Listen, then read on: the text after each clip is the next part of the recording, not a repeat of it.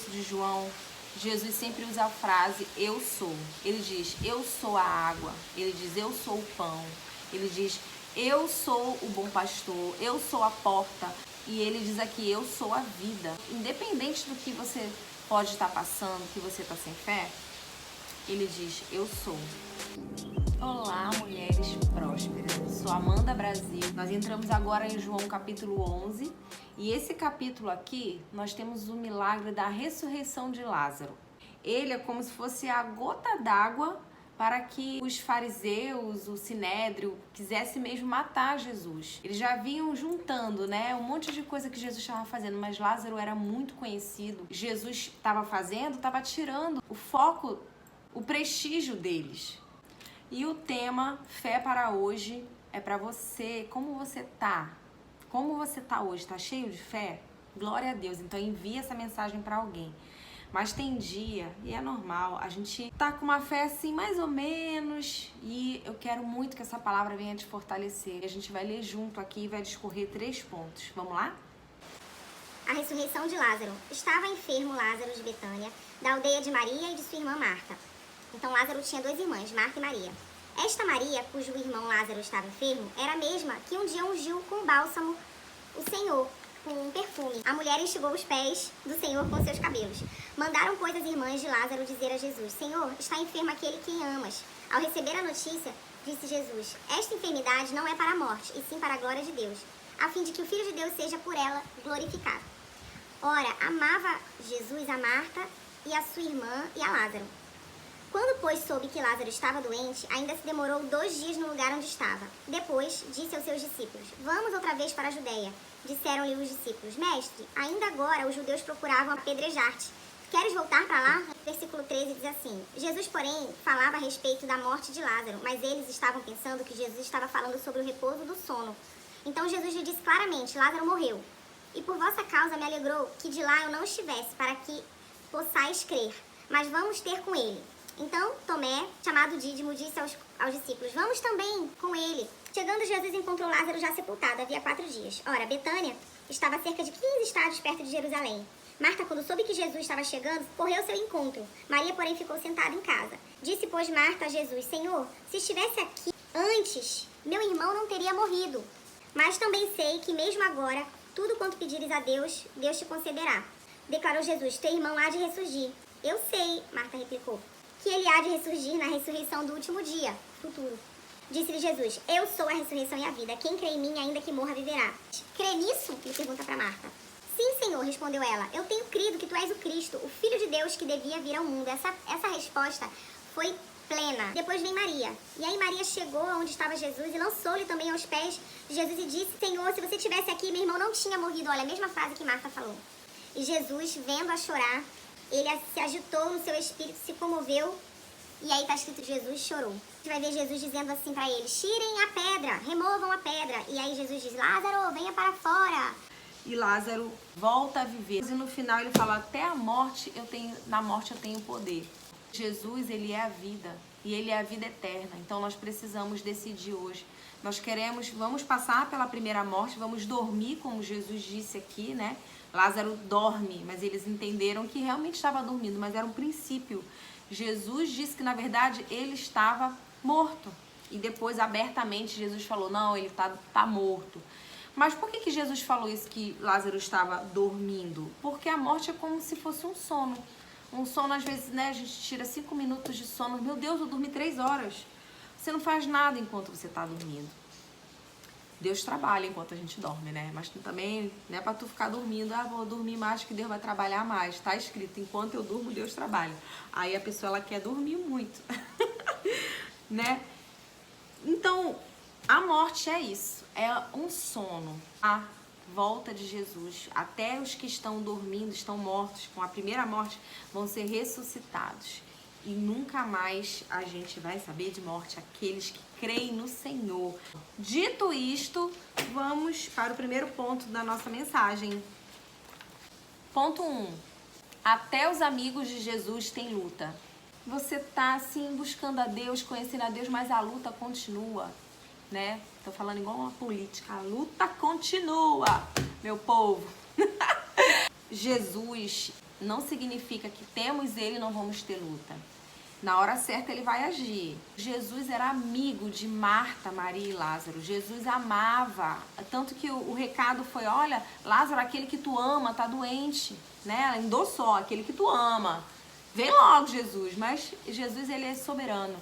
Mesmo que a gente esteja passando por lutas, não significa que Jesus não está no controle. O Senhor, ele tem um controle da nossa vida. E, no geral, numa visão ampla dessa história, a gente vê que tudo na nossa vida é para a glória de Deus. Então, Jesus, ele sabia o momento certo de chegar.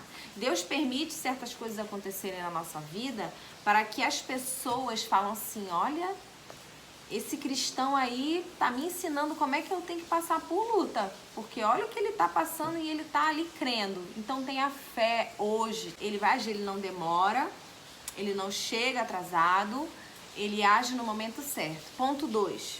Jesus se importa com você o tempo todo. Jesus chorou. Esse é o menor versículo da Bíblia, sabia? Jesus chorou. E o que eu aprendo com isso? O que você pode aprender com isso? Jesus era 100% Deus, 100% homem. Ele chorou, ele sentiu a dor daquelas pessoas, o sofrimento daquelas pessoas. E ele fez até uma oração antes de ressuscitar. Ele orou, ele fala assim, Senhor, eu sei que tu sempre me ouves. E na verdade essa oração foi mais para constar, sabe? Para mostrar para as pessoas, olha Senhor, eu vou orar aqui. Mas Jesus, ele tinha o controle e ele mesmo assim, sabendo que o que ele foi fazer, sabendo que Lázaro ia ressuscitar, mas mesmo assim ele se importa com você. Nessa convivência de Jesus com Marta, Maria, Jesus estava o tempo todo ali, convivia muito, né, com eles. Tem até uma passagem de Marta e Maria que Jesus vai na casa delas, uma trabalha, a outra fica aos pés de Jesus. Essa convivência faz com que eles amem o Senhor independente de qualquer coisa. Não sei qual é a luta que você está passando, se a sua fé está se esvaindo porque está muito difícil, mas olha, eles conviviam com Jesus e quando Marta chega diante de Jesus, ela não vai reclamar, ela diz assim, as duas dizem assim, né? Ah, Jesus, se você tivesse chegado antes, se você tivesse vindo antes, Lázaro não tinha morrido. Então, se fosse antes, né, lá no passado.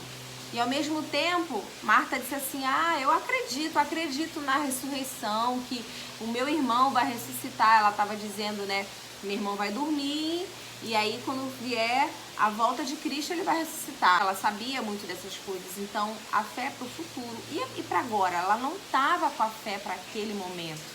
Então a nossa fé, ela precisa ser diária, para que a gente venha mudar as situações da nossa vida, não fazendo com que Deus venha agir ali, não, agora eu quero que seja agora, Senhor, não, porque a gente venha se acalmar e crer que o Senhor vai estar fazendo aquilo por um propósito, que o Senhor está fazendo aquilo para que a glória de Deus seja vista através de nossos familiares, de nossos amigos, das pessoas que cercam a gente. E o terceiro ponto é uma pergunta, do que você precisa para ter fé? Em todos esses milagres que nós vimos desde o início de João, Jesus sempre usa a frase, eu sou. Ele diz, eu sou a água. Ele diz, eu sou o pão. Ele diz, eu sou o bom pastor. Eu sou a porta. E ele diz aqui, eu sou a vida. Independente do que você pode estar passando, que você está sem fé, ele diz, eu sou. Eu sou, vai curar você dessa carência. Porque carência, ela não é suprida, ela é curada. Eu sou que você vai confiar em momentos que ninguém te entende.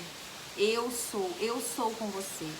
Então, essa é a resposta. Eu acredito que Deus, ele está alcançando o teu coração.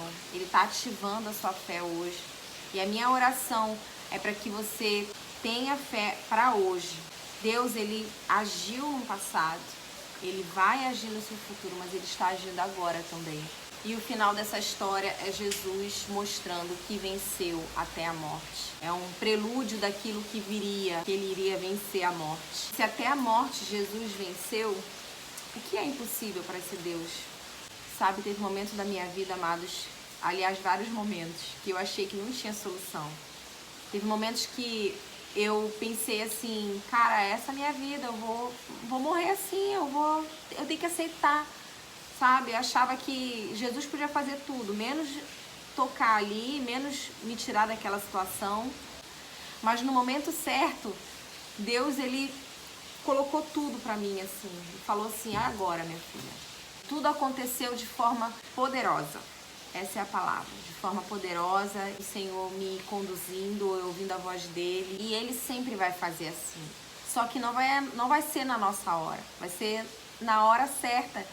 E muitas pessoas que estavam perto de mim falavam: Amanda, não é possível, e até que estavam longe: Amanda, não é possível, Amanda. E eu falava assim: é possível, porque Deus, ele conhece o nosso caminhar.